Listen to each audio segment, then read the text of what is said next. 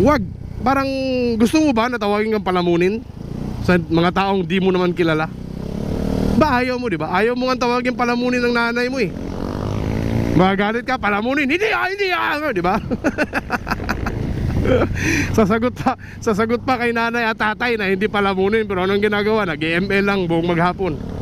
Nag-ML, nag-scatter, hihingi pa sa GCash sa iba. Marami yung kakilala niya, nagsisend ng mga parang yan, group message ata yan, yung parang send to many ba? Na pre, pabaro muna ng 100 pre, GCash mo lang pre, babayaran ko mamaya, ganun.